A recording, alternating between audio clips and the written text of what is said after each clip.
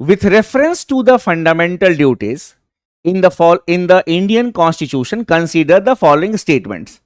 अब भारत के संविधान में मूल कर्तव्यों के संदर्भ में निम्नलिखित कथनों पर विचार कीजिए. अब ये फंडामेंटल ड्यूटी से रिलेटेड है. यहां पे क्या है, सबसे पहला अगर आप देखिएगा, they are confined to citizens only and do not extend to foreigners. तो यहां पे भी अगर आप देखिएगा तो ये स्टेटमेंट आपका सही होगा क्योंकि ये सिर्फ हम लोगों के लिए है. The fundamental duties in the Indian constitution are inspired by the constitution of Germany. ये तो हम लोगों को सबको पता है. They are not inspired by the constitution of Germany and they have been amended only twice. Amendment हुआ कहां है? There has been no amendment in the fundamental. एक अमेंडमेंट हुआ है, वो कब हुआ है? 86th अमेंडमेंट एक्ट से हुआ था. कि वो क्या था? वो क्लॉज के ऐड हुआ है आर्टिकल 51A में.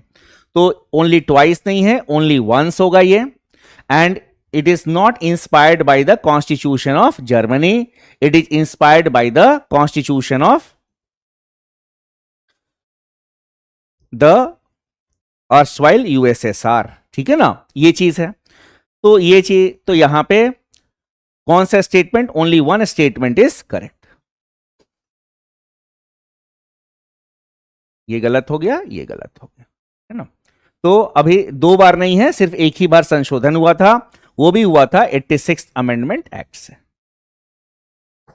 ये चीज जब right to education add on हुआ तब गार्डियन को उनकी ड्यूटी है या फिर पेरेंट्स की ड्यूटी है कि वो अपॉर्चुनिटीज प्रोवाइड करें टू द चाइल्ड और the ward as the case may be for education.